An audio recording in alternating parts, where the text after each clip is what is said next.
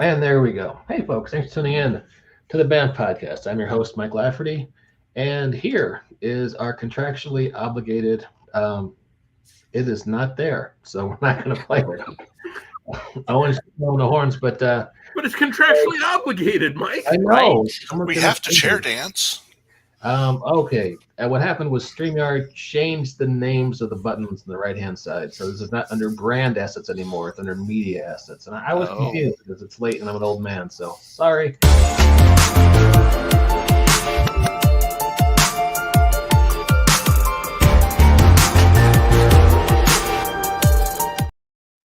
And as I say too often, that little highly professional musical montage you just listened to assures you this is a high-quality podcast, a high production values podcast, only the finest farm-to-table, ethically sourced geeky conversation for your listening pleasure. Gluten-free.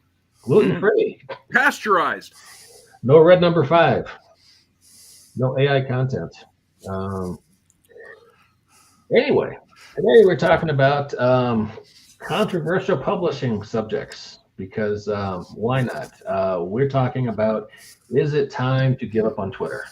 And just for context, obviously, that fellow has taken over Twitter last couple of years. Lots of publishers have left. Publishing has been down 30-40%. A lot of big companies have left. 3M has left. Best Buy has left.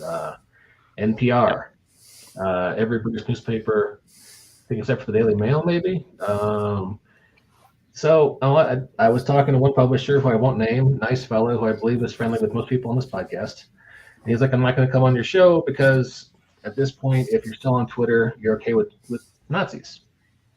And, if you're not okay with Nazis, you have left Twitter. And I wasn't going to mention that. I was trying to keep things a little more civil, but Owen suggested that, that is the real sentiment people have out there. So it absolutely is. Yeah. Mm-hmm.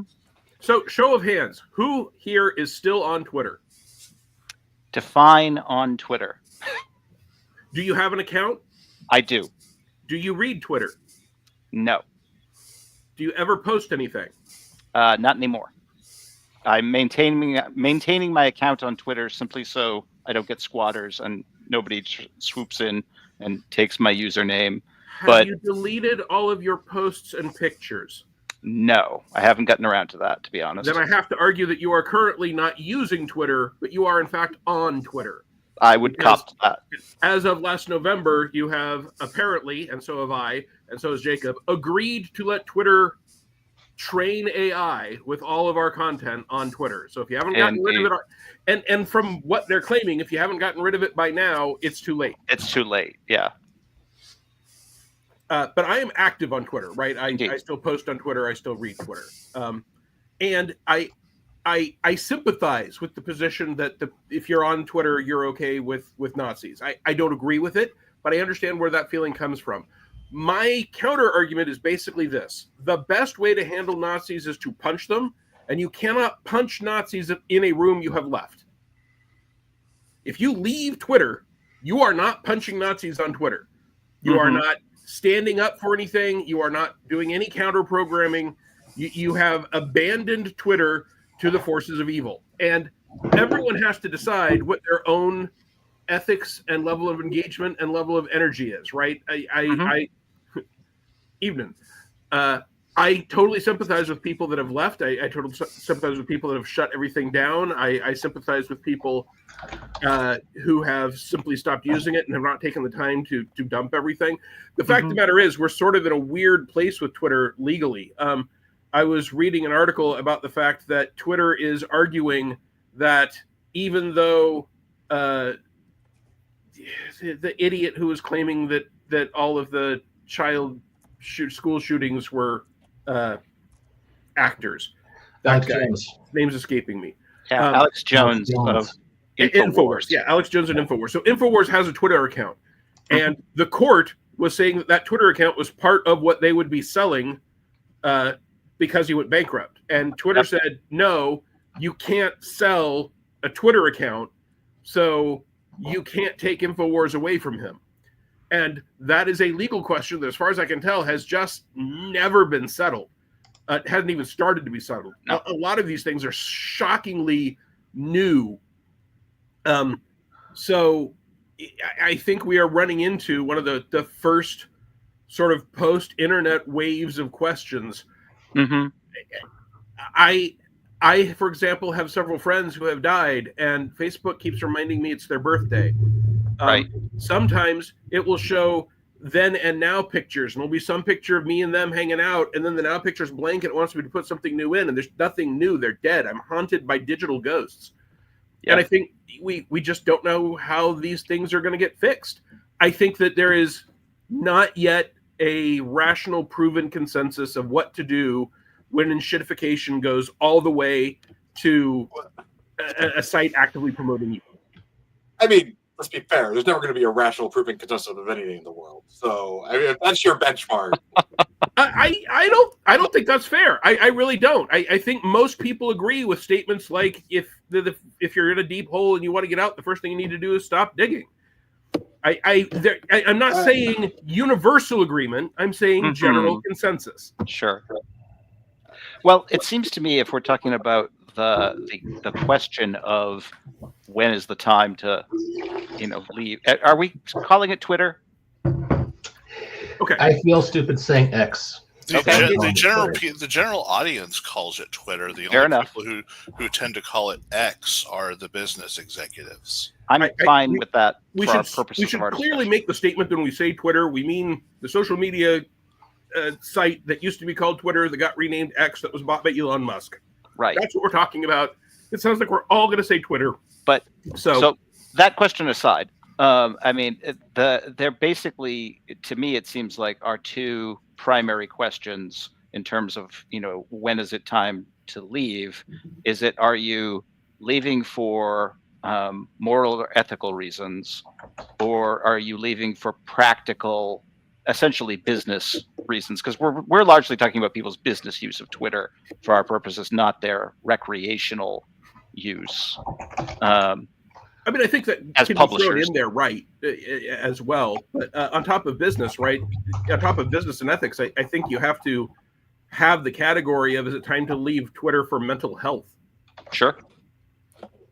Well, and one thing that has to be considered is not all communities can migrate off Twitter, right? There are underprivileged, marginalized communities who are stuck there, right? So there's a lot of facets as we go through this. I think we all sort of need to keep at the forefront of our thoughts. Mm-hmm. Indeed. So maybe, and not to steal your podcast there, Mike, but maybe we should start with the business reasons for Twitter. I mean, I think that's the reason primarily folks have tuned in. Right? Like, I have not had a personal Twitter since 2021. Like, I deleted it a long time ago because it wasn't something I enjoyed. Yeah. But I had business Twitter for a while, right? So most of my experience with Twitter is entirely from a business orientation. Yep. And Alan, what's your current experience with Twitter? So yeah, that's a big question. So I'm a data nerd. I used to be a data analyst in software. So all my decisions are like rooted in spreadsheets and expensive macros and numbers and R software databases. And Twitter was never like profitable for me. Like we would see some, like when we tweeted about sales or promotional items or what have you, we'd see some stuff. We'd see sales, but ad spends on there never broke even like they did on Meta/Facebook's ecosystem or on Google's ecosystem. We never got the same traction. So, as a small publisher, essentially a one-person publisher with some limited help, it just wasn't managing a site for minimal return. Just very quickly became not worth the effort. Yeah, I think that's fair and rational and a common response. I have a combined personal and professional Twitter site because a great deal of what I do is freelance consultation, freelance writing, freelance development. And I decided years ago that I was my own brand, right? That by putting my name my personal name in front of so much stuff, that when people hear me on a podcast or see my name in a book they like or meet me at a convention, they'll know, oh, Owen is that guy. So I've got a business Facebook account, but it has never gotten traction. Whereas my own account on Facebook and on Twitter and now on Blue Sky all have gotten significant traction. And I still get a lot of sales and income and even business contacts through Twitter. Mm-hmm. So from a purely business point of view, leaving ethics aside for the moment, it is definitely worth my time. Now, I can't help but wonder if I would make more money on Twitter if I bought a verified checkmark, which I have not. I have never paid for any advertising on Twitter, any at all. I exclusively attempt SEO and natural growth and hacking the system as much as I can by asking friends on crucial moments if they will repeat something of mine and therefore trick the algorithm into thinking it's popular. Mm-hmm. Even if I would make more money if I paid for a checkmark, a verified checkmark, I'm not willing to give Elon Musk more money. I'm not willing to encourage the business plan he has put in place to try and get money out of subscribers. And it actually annoys me because one of the things that lets you do is edit tweets. And I would, before he came along, I would happily have given people $8 a month to be able to edit my tweets because I am a terrible typist and I have very low impulse control and I send out terribly written tweets, often with embarrassing typos. It's a service I would love to pay for, but I'm not willing to pay him or encourage him to make it part of the verified checkmark, which in my opinion has caused active harm, so I'm not willing to be part of it. Mm-hmm. But even though one could argue that Twitter has caused active harm, there I feel more like but we live in a society kind of level of stuff. Capitalism causes active harm. I can't get out of it. If I'm going to be part of an online business community, I've got to put my products in front of the faces of people who will buy it. And Twitter remains one of the effective, cheap ways I can do that. Mm-hmm. I believe that my presence there, I personally don't think there is anyone who's on Twitter because I am still on Twitter. If I thought that there were even dozens of people who are only still on Twitter because I would have a much harder time justifying being there. But I don't believe that's the case. And I do periodically, throw up my political point of view and refuse to let Nazis or any other fascist or totalitarian or authoritarian force push me around there. Mm-hmm. Though I happily accept I may be fooling myself. And then I have a commenter, Sean Vera, a longtime friend of the podcast, says, interesting topic. As a fan and purchaser of RPGs, Twitter used to be interesting and introduced me to new publishers. Currently, not seeing anything RPG related, just to serve junk and spam now. And DM Milkman says, with seeing the likes of Indestructible close their Twitter account after only keeping open for business, for us TTRPG folks, it seems as though the Bluebird is dead. I mean, I sympathize with those feelings. That's simply not my experience so far. I can track sales where they come from, and I still get a significant portion of my business. And for that matter, since I needed to raise money to pay for my cancer bills, my charity requests through Twitter. It is, I can arguably claim that Twitter helped keep me alive the past 2 years. Mm-hmm. And it's terrible that I feel like I have to wonder, should I in fact give up that ability to try and remain solvent for the greater good? But I do have to think about it. And one of the reasons that this is a topic I wanted to talk about is that I am still there, but I am super sympathetic with the people who aren't. I've got a small Twitter account for this podcast. And occasionally I advertise. I run Panico Games. I won't advertise. I don't spend any money there, but I'll announce books there.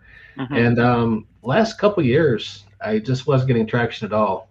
Sometimes on a self-promo Saturday, if I really went out there and was, promoting for all I could and interacting, I might get something, but it was a fraction of what I saw before.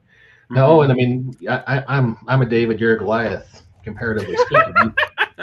In terms of the industry in general and those social media platforms, you started at a much larger base than I had, and it wasn't worth it to me, especially just the algorithm was stuffing me shit I just didn't want to see anymore. I try to keep my stuff relatively apolitical because I've got a fair number of fans on the right, and I don't want to Well, I don't agree with them. I don't think they're evil people.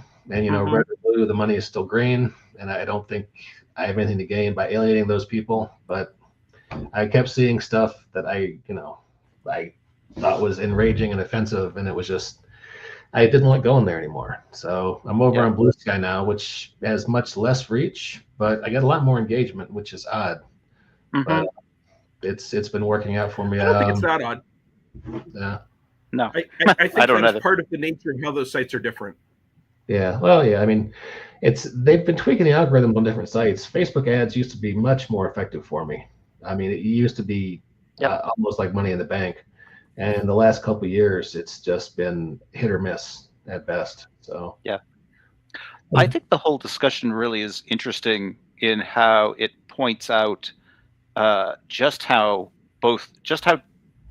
incredibly dependent small creators are on social media, and just how much social media has essentially eaten the entire internet over the past 10 or so years, such that and there's a bit of a a swing towards people talking about blogging and mailing lists and those kinds of sort of more old school internet resources.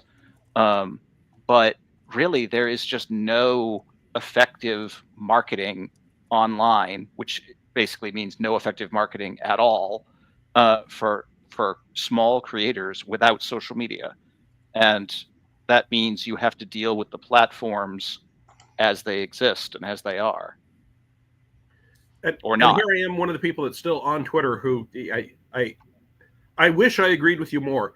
I think you can still do it without that, but it's more work.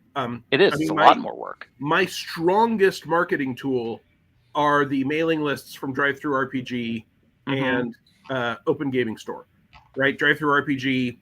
I've got more than 10,000 people accepting emails from me, and that has nothing to do with social media. Right, those are people Mhm. that have bought my products. Now, to get that many people, I mean, first of all, it's been 16 years now that I've been building up that list. Right. But also, I suspect a lot of people are on that list because they saw me advertise something they liked on social media, and then they went and bought it. Right. But that mailing list is more resilient than my social media positions or even other marketing through drive-through. I don't get Absolutely. nearly as many non-mailing list drive-through driven sales as I used to. I don't get as many from the front page or banner ads, et cetera, et cetera. I just don't see as much as I used to. The mailing list has remained pretty consistent. Sure. The Open Gaming Store has a mailing list that, if you work with them, you can get products put on it periodically, and they have an even bigger number of people. Right. Well, I mean, mailing lists by their very nature are opt-in and therefore are an audience of people who want whatever it is you're offering. Well, it's thankfully the drive-through one is opt-in, but it wouldn't have to be, right? Because they could just send it out to everybody. Yeah. Jacob, you've been kind of quiet, sir. I'm going to draw you out.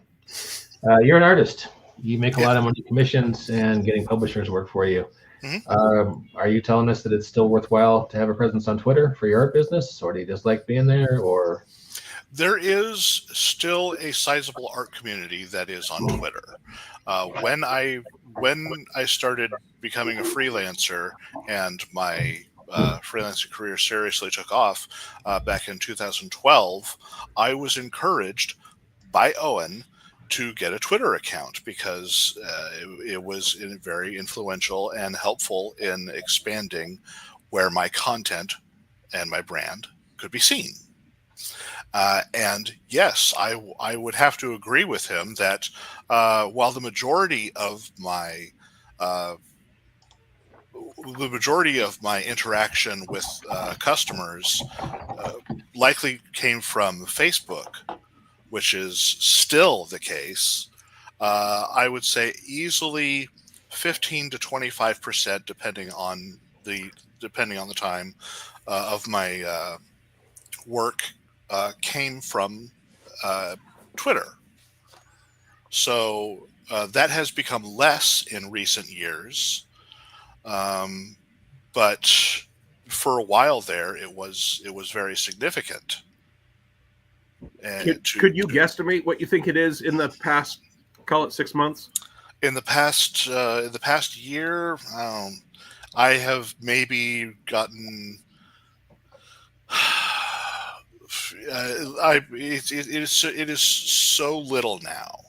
I think I've gotten maybe 1 or 2 commissions in the last year from contacts I have on Twitter. So you're thinking of leaving? Likely. I haven't done. I've been One of us. starting up One on. of us. Gooba gabba gooba. I've been building up on Blue Sky, and I have yet to receive any commissions through there. Mm-hmm. But I am getting a lot of views from the artistic community that has built up there. So hopefully, as Blue Sky becomes a larger social media presence, perhaps I'll be developing some contacts through there. The Milkman says, has there not been a large shift away from Twitter by artists with the recent user policy allowing Grok AI to train on all media uploaded? That is, in fact, the case. Yes, I've seen a lot more artists leaving Twitter. In fact, since the announcement that Twitter would be using any art posted to help their AI algorithms, I haven't posted any new original art. I have solely been using my Twitter account to repost interesting things that I like from people I still follow there. So yeah, I generally repost stuff that I like. I will post about products that I am producing, but I haven't posted any new original art since, let's see, that announcement was made back in sometime in the fall, like October, November. November is when it went live. I believe they actually made the announcement in like September. But yeah, I haven't posted any new original art on Twitter since then. Yeah. And interestingly, there is a strong argument to be made that they didn't need to change their terms of service in order to trade in AI with that stuff, because their previous terms of service basically said they could do anything they wanted to with your stuff internally. Yep. The difference is they have now made it clear that they could sell access to your material to a third party for them to train an AI. So the risk is greater there. And I don't want to speak for Alan. I know that I'm opposed to AI. Jacob's opposed to AI. Steve's opposed to AI. Alan, I don't want to speak for you, but I am not a fan of it, and it is no place in my business or products, and all my contracts state such. So that is exactly what I expected you to say. I just didn't want to assume. Yeah, I don't know many publishers. I think I know one who's okay with AI. I think there's I know dozens. There are dozens of them. Yeah, really? Sadly, I do hundreds. Too. There are many. Have there been a flood of AI products on DriveThru? Yes. Yes, okay. Enough that DriveThru has felt the need to institute a category whereby publishers but not the need to ban it. So no, publishers can state that their content is or is not AI generated, but it is not banned. And I got to tell you, I don't. Required. I set up new products almost every month, and I must be glancing right over that button. I never noticed that. So it's new. It's only been a couple of weeks. Yeah. Okay. And I mean I've got like 3,000, 5,000 products, and I probably need to go through and click that button for each and every one of them. Actually, they posted a mass update. Yeah, there's a mass update to do it. Good, great. But yeah. So I got a comment from Sean Vera saying he finds most of his new stuff via Facebook or Instagram, with Ian World and a couple podcasts, perhaps mine, also giving suggestions. I guess that's the problem. I mean, you're a small publisher. You rely on social media or something else to get attention. Alan, since you're a data guy, these days, where are you getting the most success getting your word out? Social media has never been our primary driver for outreach. Since day one, I've maintained my own offsite mailing list for Gallant Night Games. Between that, and then our drive-through list is 100 and something thousand people now. We have plenty of outreach between that on-site mailing list, my off-site mailing list. I mean, so we still use our social media, but it's never more than a single-digit percentage of where stuff comes in. Our biggest successes are running things on the same platforms to maximize discoverability, and housing our stuff on as few platforms as possible to make it reliable for customers to find us. The more spread out you are, the harder it is for somebody to find you. The idea of internet discoverability is kind of a myth. It's not actually as good as you think it is unless you are big enough to be able to afford it. So less is more when it comes to small presses or small publishers. If your customers know to go, they know to go to our web store, they know to go to drive-through. We have a couple, we house a few products on Itch to participate in sales and some other things. But that's it. And that's the places we post our updates. We don't go other places if we can avoid it. We run all our projects on Kickstarter to avoid having to make our customers move platforms to find us. I always run things on other platforms to try them out or test them or to gather data, because the only way you can gather data is by doing something. Yep. Right. But if it's a real one, I'm like, not a zine or not something small, that I'm like, I don't need to raise all this money for it. I might throw it on BackerKit. I might throw it on Crowdfunder. I might throw it on something else. Right. But yeah, we stick to repeat places where the customers can find you and they know you're there. It's just the easiest way to do it, because the internet is not built to help you be successful. It's not. It absolutely isn't. I thought that was a particularly good insight. Just out of curiosity, how's BackerKit been working for you? Would you recommend it, or is that more just for zines or things you're not too worried about? Jeez, that's a big question. Okay. That's a whole separate crowdfunding episode of your show. Yeah, right. It absolutely is. Not this one. and there's some really weird important notes. Like the more publishers already on BackerKit with big successes who are friends of yours you have, it seems like the more likely it is that you will have a success on BackerKit, because unless people have opted out of it, if those publishers back your BackerKit crowdfunding, right, everyone that has backed their stuff gets a notice. So again, but then you have the weird question of, how many publishers do you know who like you? And that number in this industry can vary from 0 to dozens, depending on how you've come up through the industry and how you interact with people.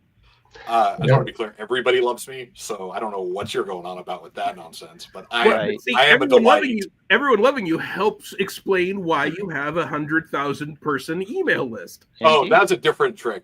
That was something else. But I'll tell you that some other day. I'm lucky to have 350 Twitter followers. You have how many? 350. Nice. I am at the low end over here.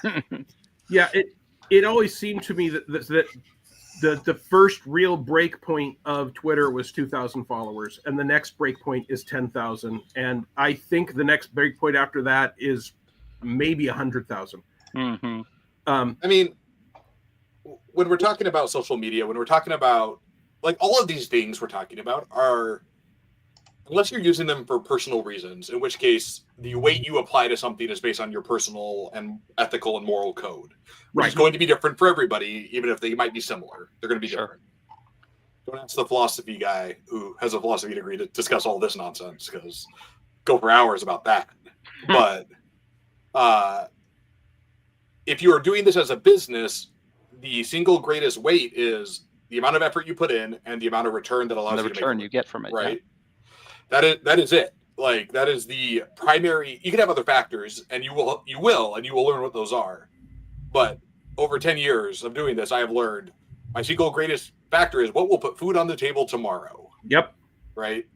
And that is, if there's a number where it's small enough, I go, well, I can do whatever I want because this number is not relevant. Right. And then there's a number where I go, I cannot do whatever I want here. This is the thing I need to stop and be thoughtful about. right? And that's all social media is for publishers, even your personal page, because you're going to have industry friends and acquaintances and other people on there, Sure. right? And that stuff gets around, right? Like Yep. you have to. The internet is not a place where you can live two separate lives anymore. It is a place No. where you are one entity, regardless of if you have a business page and a personal page. And this is also one of Twitter's the the same reasons way. why I personally have, since the beginning, always used my actual name, or if I'm actually specifically making it a business page, my business's actual name, because I have friends who online are everywhere, Slinky Lizard 42, and I will never know what they've done unless I happen to get shown them talking about it, because I don't, in my head, connect Slinky Lizard 42 to a name that I will see on a product or on a podcast or anything else. Mm-hmm. Right. Yeah, my new layout guy is usually posts as Evil Bunny. Yeah. Mhm. They generally does shit posting and jokes Yep. and memes. And Matthew Keys is a great guy.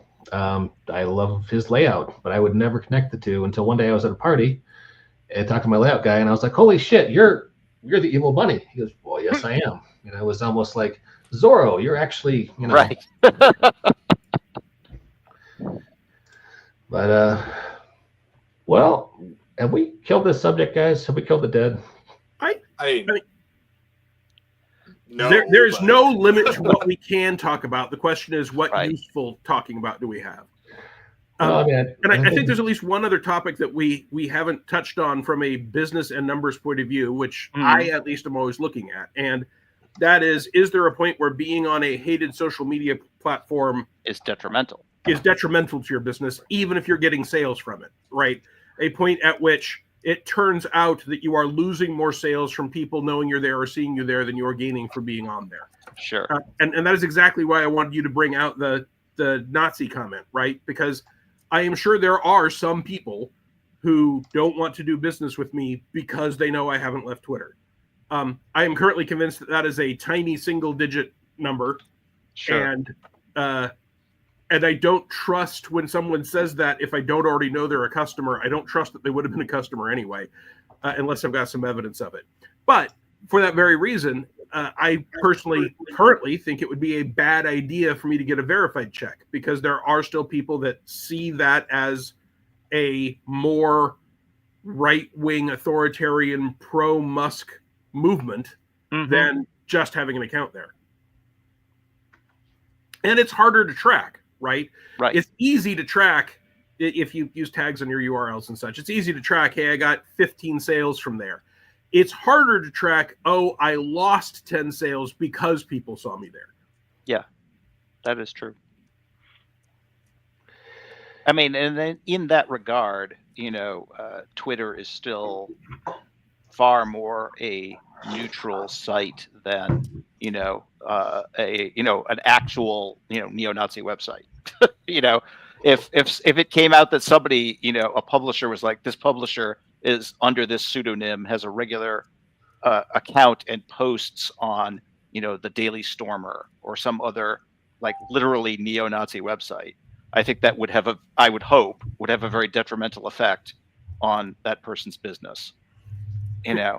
Although, and again, this would be moving into Although a in certain segments, perhaps not. Yeah, I fear more and more that might not be the case. But again, that is in fact another whole show. Yeah, indeed. But comparatively speaking to that, Twitter is still a site with millions of users, and I think it's safe to say that they're not all Nazis. But it does begin to look like the argument that's being made that I am opposing is that they may all be okay with Nazis, Yes. which is still bad. And I don't believe that's true either. But I think them all being okay with Nazis, or the majority of them being okay with Nazis, is going to happen before they're all Nazis, and that's a problem. Indeed. All right. Does anyone have any other thoughts? I'd like to let people know that my friend Owen has a game come out January 20th called. Well, let's just share that. Why don't you tell us what it's called, Owen, while I share your tab? It's Trump Card. It's the card game of lying liars and the lies they lie about. There we go. with art by Stan, and that's not the final art, but that is our advertising art. And we're launching it on January 20th because nothing else worthwhile is happening that day. And we are putting together the art orders and such right now. I just put together the Cobfife art order, which everyone is wondering what it will look like, including the artist. It's a game where your hand size is only 4 cards because it's a game of small hands. You will lie about what you have, and then there will be a round of lying about what you lied about, and then there will be a round of card play, and then points will be arranged and you go on to the next person. And it's a game. This is the game I hoped I wouldn't ever think I had enough marketing to launch. I came up with this game towards the end of the first Trump presidency, and I thought, well, he's out, so I don't need to worry about putting this together. And I was looking at this file very nervously back in November, and now I've decided I need to go ahead and do it. And because I am a consummate professional, I have put together a tiny URL for this game. It's tinyurl.com/cardgametrump because, boy, it's hard to find tiny URLs with that particular name in them that aren't already used. But tinyurl.com/cardgametrump. So you can check that out. See, this time I'm going to write that down since you bothered to do it. It's because I'm a consummate professional, sir. This is a full service, high quality podcast. Full service, high quality podcast.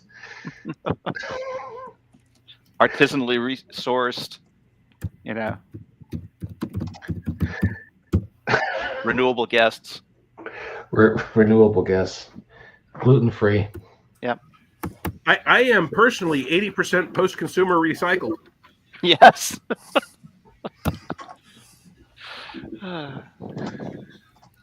We got a few more contents. So anyway, that's the landing page, and then you'll be notified. Does the card deck come with a free coating of bronzer? Stretch goals are always a thing, right? Sure. But I don't think what he uses should be called bronzer. It's really oranger. And there are, this is clearly a parody, and it is clearly a pointed political parody, and that's all intentional. And I feel absolutely no pity or shame for little old me poking fun at the President of the United States by the time this thing comes out. I will send you a care basket when you're in Gitmo, sir. You know what? If I ever draw enough attention to my political views that I actually suffer for them, that just means I've done something right. Fair enough. Sean, anyway, if you go to that URL right now, you will be able to sign up to be notified when we go live. It's a landing page where you can sign up for a mailing list. Once again, folks, that's tinyurl.com/cardgametrump. You can check it out now, launching in just 18 days. Yeah. So it's coming up soon. We had a few comments I wanted to share. Sean Vera said that he's not going to stop buying someone's stuff due to them having an account on Twitter. It's less likely he's going to see them because he's not there so much, and when he is, he doesn't see the stuff that he wants to see. Actually, Sean raises a good point there in that, in my experience, I have stopped buying or been less interested in somebody's work, less about where they post and more about what they post. I have definitely seen creators, who I have decided to stop supporting based on their, public statements or public persona, but not necessarily because they were on a particular network or another. But times are changing. So who knows? And Dia Milkman makes an interesting point over a few comments I want to point out. It's not like you folks are pointing on True Social daily. And it's that if two nuts sit at your table, you don't get up, then there are three nuts at the table now. I wonder, in fact, if there is a game design contingent on True Social. I imagine there must be, but I'd be curious. I'm mildly curious. People have to be playing the fatal role-playing game somewhere, I suppose. No, they don't. They don't have to be. They don't have to be. It's a choice. But well, somebody referenced Fatal. There's a check off my bingo card for every podcast I'm on. Sorry, Alan. No, it's fine. Mm-hmm. Just eventually I'll win something. Right. Get enough punches. Win a copy of Fatal to send like a fruitcake. It's more of a punishment than a prize, but we'll just swap it like a fruitcake. We'll just mail it back and forth. Jacob, did you want to pimp anything before we wrap it up? Indeed. If you love Superpowered Legends, a series of third-party Mutants and Masterminds products that I produce using Steve's Rules, Owen's Publishing Company, this February 14th, I will be launching the crowdfunding for Sourcebook 2, which compiles all of the Superpowered Legends products that I have produced since the release of Sourcebook 1, which was in 2016. Yep. Gosh. Well, and we did the Superpowered Bestiary Right. between then and now, but So, if you enjoy I'm my sorry, Sean. Superpowered Legends content, we will have more for you very soon. Well, is this the time? Yeah, we're going to be getting foiled covers, holographic covers, embossed covers. With this, I do not condone the use of gimmick covers. However, if there Absolutely do. I will tell you any gimmick cover you want. Reach out. if there is enough interest But in in the stretch goals production exist. of gimmick covers, I will produce them. But that has to be a pretty well-funded campaign. We're getting way off topic now, and I You heard it here, folks. Support gonna stretch goals. shoot off this. Have any of you read Champions Now, the Ron Edwards I have. reimagining of Champions first edition? Yes. Okay, cool. I did too. So, I love the concept of somebody taking an existing thing and kind of, ultimate universing it, to keep it on superhero style terms. Yep. One day, my dream is to do a superhero RPG where a different artist illustrates the core book. So there's 4 variants, but they're all different artists the whole way through. You were posting about this on Facebook. Yeah. It's totally unfeasible and unreasonable. I'll never Yeah. get to do it because it's Yeah. financial suicide. But it's so Absolutely. It's an absolute, crazy rich person's project. well, I mean But that is a perfect thing to have lined up for a crowdfunding campaign, right? Yeah. To say, first of all, here's the $15,000 backer level where we will let you work with us on the art order for this person to reillustrate the whole book. Is anyone going to put that money in? No, but may someone talk about it? Sure. sure. You're giving Yeah, wizards it sounds like ideas. That sounds like a lot of effort for something that won't happen. I'm not going to do it. Well, yeah. I could see doing it for a zine style thing. And I do alternate covers Yeah. all the time. Yeah, So, Sure. and historically we've done alternate covers on some of our books for deluxe editions or what have you, but the interiors remain the same for printing reasons when you yeah, offset. yeah. So Indeed. I will take a moment to say that folks who are not familiar with Superpowered Legends, of course, there's already a book out there for you to go look at, and a bunch of lower cost PDFs if you just want to take a peek at, a sample of it. And I strongly encourage you to, because it's awesome stuff. It's awesome stuff. And if you like the Marvel Universe and you like Mutants and Masterminds, the closest you're going to get. Also, that we're probably now going to, on our next Kickstarter campaign, we're probably going to have It's Awesome Stuff, Steve Kenson. So Sure thing. I mean, I did say it. He gives good blurb. I'll gladly put up Steve quotes. Cool. All right, guys. I am driving into the Rockies tomorrow at an early time to avoid traffic. So I would. Oh, this good is luck one to you. podcast where I say any closing thoughts. Alan, haven't had you on in a while, so I'll let you have the first closing thought.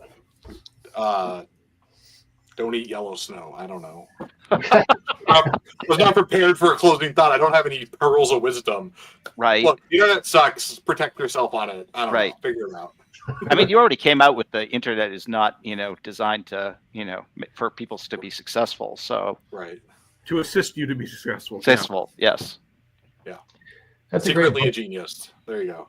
Yeah, if we're just doing pearls of wisdom, which is what Alan has now thrown out, and only at arm's length related to this, don't do anything professional without a contract. And people, when I say that, people sometimes say, Yeah. "Okay, but I'll do it with you without a contract." No, especially not me. Don't do things without a contract. It doesn't necessarily have to be super complicated, but it is great at minimum to have a written down list of everyone agreeing how whatever it is going to work. If you're transferring money, intellectual property, effort, titles, if any of that is going to go from one hand to another, have a contract.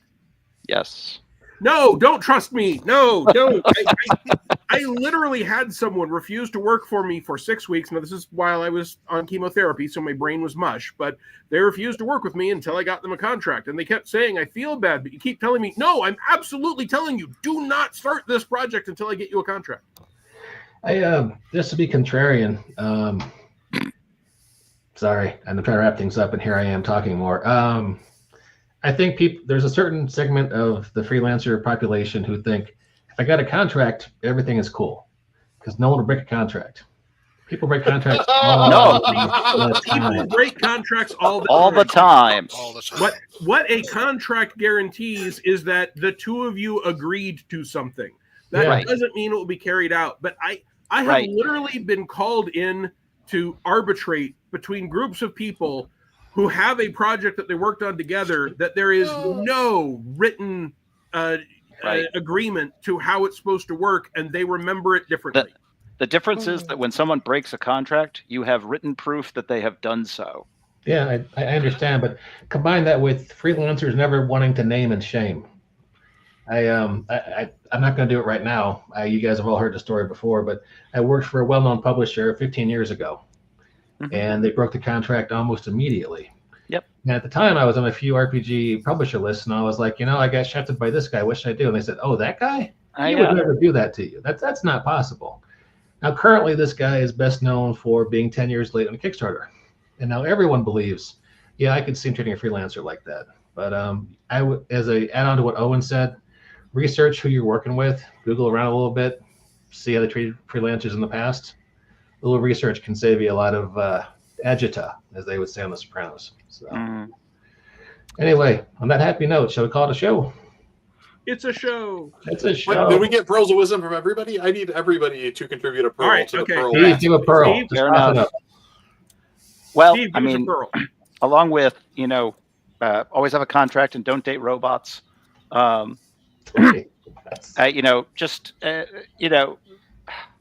It's going to be a very non-nuanced time. Try when you can to have a certain sense of nuance in the world. I know I was on a show where I supported Evil Genius Games in that, but I am now of the opinion that Netflix was on the right, having learned more. Just to respond to DM Milkman's comment. That's good to know. Yes. Jacob, pearl of wisdom. Tell no wine before it is taught. It is the new year, and I encourage everyone to make a New Year's resolution to support the arts. So please support the arts by supporting the Banff Patreon. I'm probably going to shut that down. So then support my. Well, then Patreon. go support Then go support Jacob's go Patreon. Support the Jacob Blackman Patreon. Or my Patreon. Right. Or go to the Gallant Knight Games website where they will have content that you can pay for directly, so they get a bigger cut of it. We call it a Gallant Plus subscription because I am unoriginal. We can all use your benefit of of our fans sending us money on the regular just to help out with keeping the lights on so we can continue to produce product. Alan, I didn't hear the last thing you said. Sorry, I accidentally muted the entire tab for a moment. What did you say, Owen? I said I didn't hear the last thing you said before that. I said I'm unoriginal, so it's just called a Gallant Plus subscription. Okay, but so that's go back to the Gallant Plus subscription. Yes. Do these things. My favorite art to support is Art Garfunkel. He's a heck of a nice guy, still alive. So if you see him there, buy him a coffee, or tell him you enjoyed Mr. Robinson. That was hilarious in my mind, but not so much in other people's. So not always a consummate professional, at least when it comes to pearls of wisdom. Jacob, anything smart to say? Oh, you had your pearl of wisdom. Never mind. We're all done. No, you can roll the closing credits and call it a day. Why are you all still here? All right, go home. Make sure to pay for your game. Over. That's right. All right, folks. Thanks for tuning into the Banff podcast. We like doing these industry roundtables occasionally. Check us out in the future and have a good New Year. See you later.